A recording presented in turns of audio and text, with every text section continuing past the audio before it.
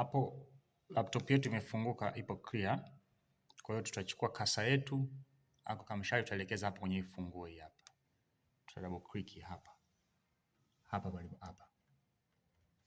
Hapa ndipo double click, uta double click kwenye kidole chako, double click. Double click. Double click ikubali. Inatoa mlio huo. Itatufungulia deski letu kama hivyo hapo. Unaona hapo? Kwa tutachukua huu mshale wetu huu mshale huu unaocheza. Utasogeza hapo kwenye kadude keusi hapo, utagonga mara moja, katafunguka kaneno chini kameandikwa admin, utakabonyeza tap. Baada hapo unakuja pale paandikwa enter. Maana aka kamshale ketu kwa hapo unagonga mara moja, enter, inafunguka hiyo. St. Damiani Hoteli.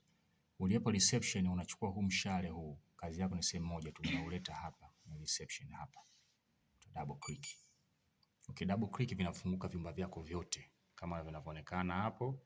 Na baada hapo sasa kadi yako utakuwa umeiweka kwenye encoder yako. Hiyo kadi unataka kumpatia mteja.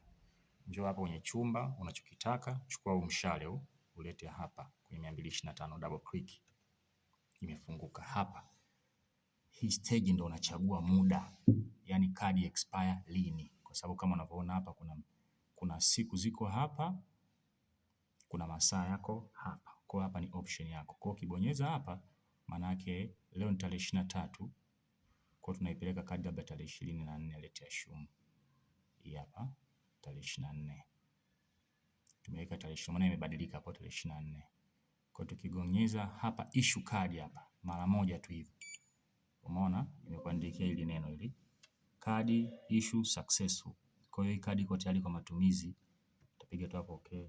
Ipo tayari kwa matumizi mpaka pale ambapo kesho saa 6 itakapofika.